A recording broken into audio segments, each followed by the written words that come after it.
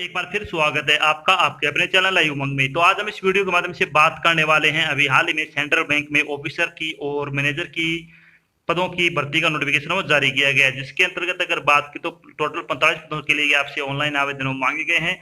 तो इस वीडियो के माध्यम से हम डिस्कस करने वाले हैं कि CBHFL ऑफिसर का सिलेक्शन प्रोसेस क्या रहेगा, CBHFL ऑफिसर का एग्जाम पैटर्न क्या होगा, CBHFL ऑफिसर का सिलेबस क्या रहेगा, CBHFL junior and senior officer की सैलरी क्या रहेगी, और भी बहुत सारी बातें जो कि आपको central bank HFL officer online application form 2022 के बारे में जानना जरूरी है। वो सारी बातें हम इस वीडियो के माध्यम से डिस्कस करने वाले हैं। अगर आपके मन में कोई डाउट रह जाता है, फिर आपको कोई चीज समझ में नहीं आती है, तो आपको इसी वीडियो के डिस्क्रिप्शन में लिंक मिल जाएगा, आप उस पर क्लिक करके सारी जानकारी देख सकते हो। इसके अलावा आप नीचे दिए गए कमेंट बॉक्स में कमेंट करके सारे डाउट आपने क्लियर कर सकते हो, आपकी तुरंत सहायता की जाएगी। तो चलिए शुरू करते हैं आज की जानकारी को। जानकारी किस चीज के बारे में है, CBHFL officer, senior officer and junior manager vacancy 2022 का नोटिफिकेशन वो अभी हाल ही में जारी किया गया है। Central bank home finance limited यानी CBHFL ने अधिकारी और जूनियर प्रबंधक यानी जूनियर मैनेजर के रिक्त पदों की भर्ती के लिए एक अधिसूचना जारी की है। इस अधिसूचना के अनुसार CBHFL ने अधिकारी और जूनियर प्रबंधक के 45 पदों पर ऑनलाइन आवेदन वो आमंत्रित किए हैं। योग्य और इच्छुक उम्मीदवार 30 जुलाई 2022 से 18 अगस्त 2022 तक अधिकारी वेबसाइट के माध्यम से CBHFL officer, senior officer, junior manager भर्ती 2022 के लिए आवेदन कर सकते हैं। यहाँ हम CBHFL officer and junior manager vacancy online form 2022 के अन्य विवरण, जैसे कि इसके लिए आयु सीमा क्या होगी, शैक्षणिक योग्यता क्या रहेगी, सिलेक्शन प्रोसेस क्या होगा, आवेदन शुल्क क्या रहेगा, एग्जाम पैटर्न क्या होगा, इसका सिलेबस क्या होगा और इसके लिए आवेदन कैसे करें आदि के बारे में विस्तृत रूप से चर्चा करेंगे। तो चलिए सबसे पहले बात कर लेते हैं सेंट्रल बैंक HFL ऑफिसर और जूनियर मैनेजर वैकेंसी डिटेल के बारे में।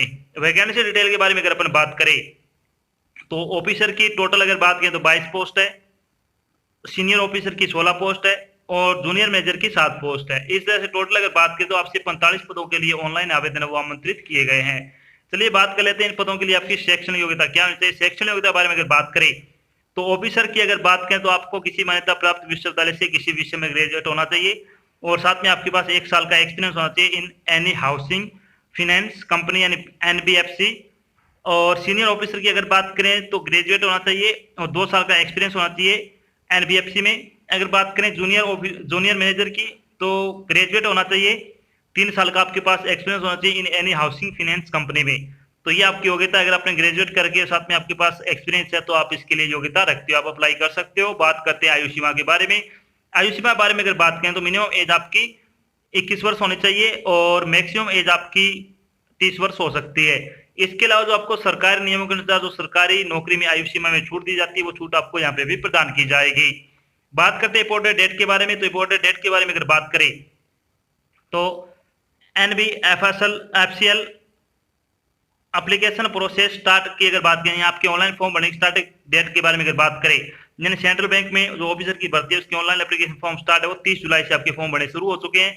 अगर बात करें लास्ट डेट के बारे में तो आप 18 अगस्त 2022 तक आप अपना फॉर्म भरकर जमा करवा सकते हो। चलिए बात कर लेते हैं एप्लीकेशन फीस के बारे में। तो जनरल कैटेगरी के लिए 1000 रुपये आपकी फीस रखी गई है, SC ST और OBC के लिए 300 रुपये आपकी फीस लगेगी। यानी फीस और फीस का भुगतान आपको ऑनलाइन माध्यम से करना होगा, जैसे कि डेबिट कार्ड हो गया, क्रेडिट कार्ड हो गया, नेट बैंकिंग हो गया आदि के माध्यम से आप अपनी फीस का भुगतान कर सकते हो। अब बात कर लेते हैं कि CBHFL यानी सेंट्रल बैंक ऑफिसर और जूनियर मैनेजर का आपका सिलेक्शन प्रोसेस क्या रहने वाला है।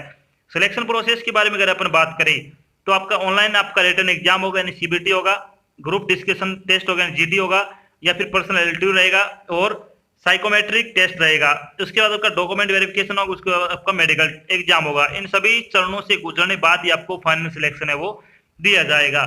तो चलिए सबसे पहले अपन बात कर लेते हैं CBHFL ऑफिसर और जूनियर मैनेजर का जो आपका रिटन एग्जाम होगा उसका एग्जाम पैटर्न आपका क्या रहने वाला है। तो रिटन एग्जाम पैटर्न के बारे में अगर बात करें तो CBHFL officer and manager exam pattern के बारे में अगर बात करें तो इसमें कौन से सब्जेक्ट से कितने नंबर के आपके क्वेश्चन पूछे जाएंगे। तो जनरल इंग्लिश के 50 क्वेश्चन आएंगे 25 नंबर के, क्वांटिटी एप्टीट्यूड के 50 क्वेश्चन आएंगे 75 नंबर के, जनरल इकोनॉमिक और बैंकिंग अवेयरनेस के 50 क्वेश्चन आएंगे 50 नंबर के। इसके अलावा रीजनिंग के 50 क्वेश्चन आएंगे 50 नंबर के। हो सकता है आपके 50 क्वेश्चन जो जनरल इंग्लिश के वो 50 नंबर के आए और मैथमेटिक्स के 50 क्वेश्चन 50 नंबर के आए। तो ये कम ज़्यादा हो सकता है, लेकिन आपकी टोटल क्वेश्चनों की संख्या है वो 200 रहेगी और 200 नंबर का आपका पेपर होगा। चलिए थोड़ी बात करते हैं पेपर के बारे में।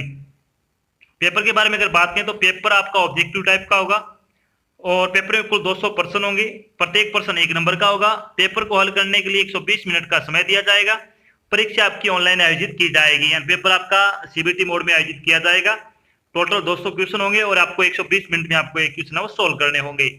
चलिए बात कर लेते हैं इसका सिलेक्शन प्रोसेस क्या रहेगा। सेंट्रल बैंक का जो आपका ऑफिसर और जूनियर मैनेजर की वैकेंसी है उसका सिलेबस के बारे में अगर अपन बात करें तो सबसे पहले बात कर लेते हैं इसमें जनरल इंग्लिश की।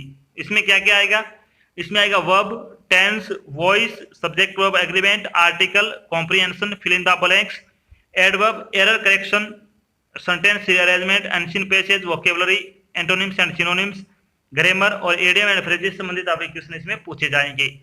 चलिए बात करते हैं क्वांटिटेटिव एप्टीट्यूड का सिलेबस क्या रहेगा। तो इसमें अगर बात करें तो इसमें आएगा number system, decimal and fraction, profit and loss, problem on age, percentage, simplification, average, simple and compound interest, mixture and alligation, ratio and proportion, time and work, HCF and LCM, time and distance और DI यानी data interpretation संबंधित आपके question इसमें पूछे जाएंगे।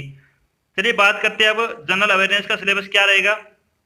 तो इसमें आएगा आपका करंट अफेयर, नेशनल और इंटरनेशनल दोनों, culture, award and honour, geography, books, sports and game, science, invention and discoveries, general politics, Indian constitution, economic scene, current events, abbreviation, important day और date, important financial and economic news, book and author और history से संबंधित question इसमें पूछे जाएंगे।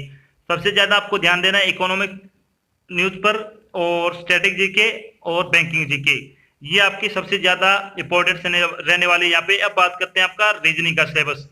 Reasoning में अगर बात करें तो इसमें क्या क्या आ जाएगा, arithmetic number series, letter and symbolic series, chapter orientation, observation, figure and verbal classification, relationship concept, arithmetical reasoning, non verbal series, analogy, discrimination, visual memory, similarities and differences, subtle visualization, coding and decoding, statement and conclusion, logical deduction, statement and argument, cause and effect और make judgement से संबंधित आपके question इसमें पूछे जाएंगे। तो ये तो हो गया आपका सिलेबस, ये आपके टॉपिक है जिनको आपको अच्छी तरह से कवर कर लेने हैं। इन्हीं टॉपिक से आपके क्वेश्चन पूछे जाएंगे। अगर आप बेस्ट प्रैक्टिस करना चाहते हो तो इसके लिए आपको क्या करना होगा, रोजाना आपको एक ऑनलाइन प्रैक्टिस सेट लगाना चाहिए, एक आपको ऑफलाइन प्रैक्टिस सेट लगाना होगा।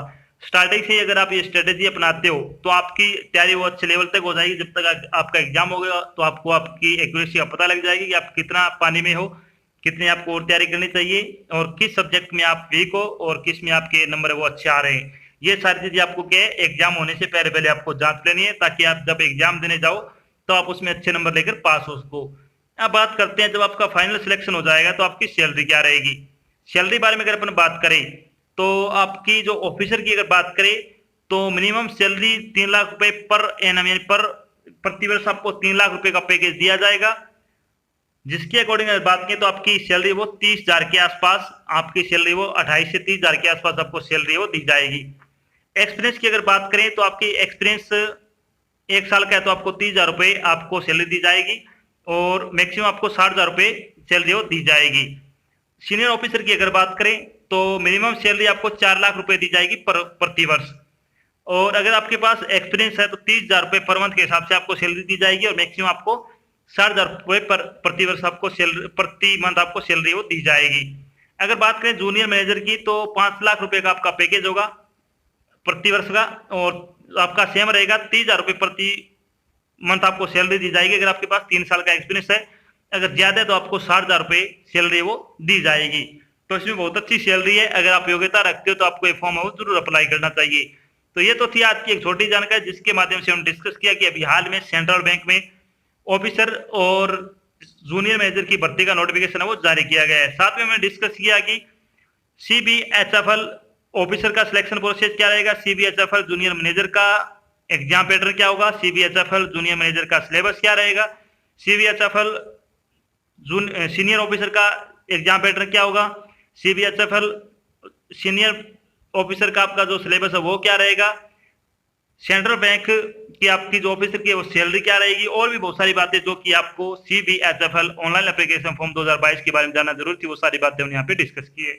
आशा करते हैं हमने आपको जो जानकारी प्रोवाइड करवाई है वो आपको अच्छी लगी, समझ में आई है। अगर जानकारी अच्छी लगी तो इस वीडियो को लाइक और शेयर जरूर करें। अगर आप चैनल पर नए हैं तो चैनल को सब्सक्राइब कर लेना, और साथ में आपको एक बेल आइकन दे रखा है, उसको आपको प्रेस कर लेना, ताकि जब भी कोई नई जानकारी डाल जाए आपके पास उसका नोटिफिकेशन आ जाए और आप जल्द से जल्द की वो जानकारी ज्वाइन कर सको। तो आज की जानकारी बस इतना ही, मिलते हैं एक नई जानकारी के साथ, तब तक के लिए जय हिंद, जय भारत, धन्यवाद।